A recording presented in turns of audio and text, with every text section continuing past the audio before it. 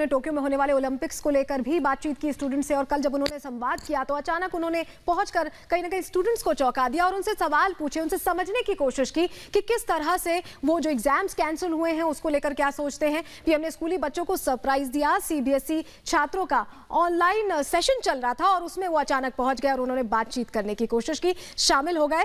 और उन्हीं से दो बच्चों ने, जब हम आपकी अब बात करवाएंगे उन्हीं में से दो बच्चों से, तो समझने की कोशिश करेंगे कि किस तरह का रिस्पांस उन्हें लगा प्रधानमंत्री का और कैसे उन्होंने अपने तमाम सवालों के जवाब जानने की कोशिश की।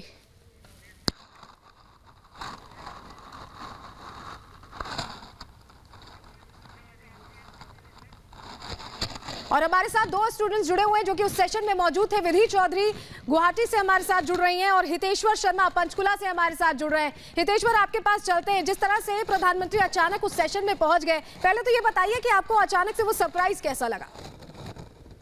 अचानक से प्राइम मिनिस्टर सर हमारे सामने उस सेशन में पहुंच गए तो पहले तो सभी एकदम शॉक रह गए कि कैसे हो सकता है ये कि हम प्राइम मिनिस्टर सर से बात कर रहे हैं।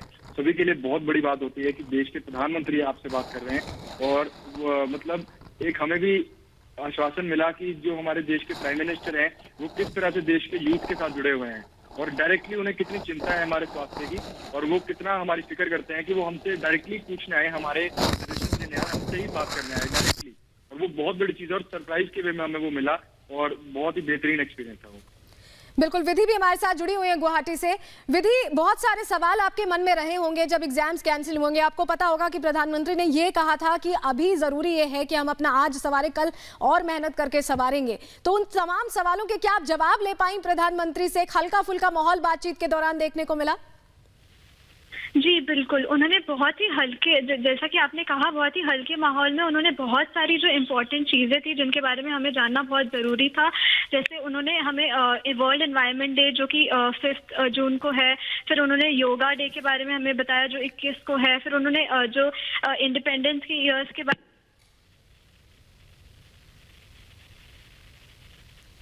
में डिस्कस एंड जो एग्जाम्स की जो बात रही है तो उन्होंने हमें पूरा अच्छे से, उन्होंने हमें मतलब हमें उतना उत्साहित किया कि हम बिल्कुल भी टेंशन नहीं ले कि जो भी सीबीएसई का जो भी डिसीजन होगा वो सारे विद्यार्थियों के हित में ही होगा।